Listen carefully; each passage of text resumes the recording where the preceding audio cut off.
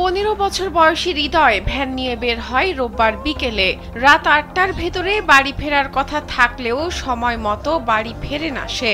সময় গড়ানোর সাথে চিন্তা বাড়তে থাকে মা বাবার। ঘটনা কালকে বৈকালে হলে বাড়াইছে গাড়ি নিয়ে, বললে যে মা আমি কুশের গুলা দিয়ে গেলাম, মুনিরা খাবেনি, আমি হলে ওই যে একটা ভাড়া আছে কলা বাগানে কলা আনতে যাবো। এক সময় পরিবারের সদস্যরা বিভিন্ন জায়গায় খোঁজাখুঁজি শুরু করে হৃদয়ের। সারা রাত ধরে খোঁজাখুঁজি করেও কোথাও পাওয়া যায় না তাকে। সোমবার সকালে কয়েকজন ব্যক্তি ঘাস কাটতে গিয়ে পদ্মার চরে গলাকাটা লাশ পড়ে থাকতে দেখে গ্রাম পুলিশকে খবর দেয়। গ্রাম পুলিশ থানা পুলিশকে খবর দিলে পুলিশ এসে লাশটিকে উদ্ধার করে। খবর পেয়ে হৃদয়ের চাচা এসে লাশটিকে তার ভাতিজার বলে শনাক্ত করেন।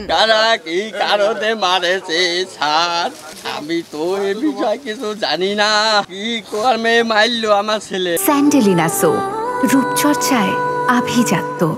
কুষ্টিয়ার কুমারখালী উপজেলার এলঙ্গি এলাকায় ঘটেছে এই ঘটনা।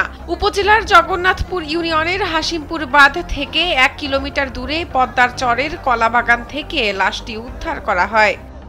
রোববার বিকেলে পদ্মার চর থেকে কলা আনার কথা বলে হৃদয়ের ভ্যান ভাড়া করা হয় বলে জানান তার বাবা। তার ধারণা হত্যার সাথে জড়িতরা ভ্যান ছিনতাইয়ের উদ্দেশ্যে ভাড়া করে হৃদয়কে চরে নিয়ে যায় এবং তাকে হত্যা করে ভ্যান নিয়ে পালিয়ে যায়। ভ্যান নিয়ে দেয়া এই কাজটা করেছে। এটা করেছে রবিবারের দিন বেলা 4টার দিকে নিয়ে গেছে। নিয়ে যাওয়ার পরে সারা রাত ওইদিকে কোনে কি করেছে সঠিক জানি না।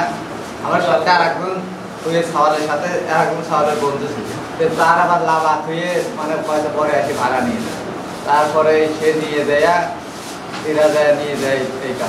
কুমারখালী থানার ভারপ্রাপ্ত কর্মকর্তা আমিরুল ইসলাম জানিয়েছেন, ঘটনাটি তদন্ত করে দোষীদের আইনের আওতায় আনা হবে। এরই মধ্যে জড়িত সন্দেহে 4 জনকে আটক করা হয়েছে বলেও জানান তিনি। আমরা আসছি, আমাদের তদন্তের কর্মকর্তাকে নিয়ে আসছি, নিয়ে আসার পর দেখলাম যে গলা কাটা লাশ।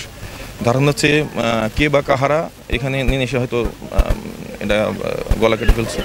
তো এই অপরাধের সাথে কে বা কাহারা জড়িত আমরা তথ্যপত্র সংগ্রহ করছি, অনেকজনকে জিজ্ঞাসাবাদ করছি এবং এই লাশটি শনাক্ত করছে তার চাচা। এই চাচা শনাক্ত করছে এটা তার ভাস্তের লাশ। আমরা এই ব্যাপারে তথ্যপত্র সংগ্রহ করে যারা এটার সাথে দোষী তাদেরকে গ্রেপ্তার করবে এবং আইনের আওতায় নিয়ে আসবে। শাহনাজ পারভিন, কালবেলা।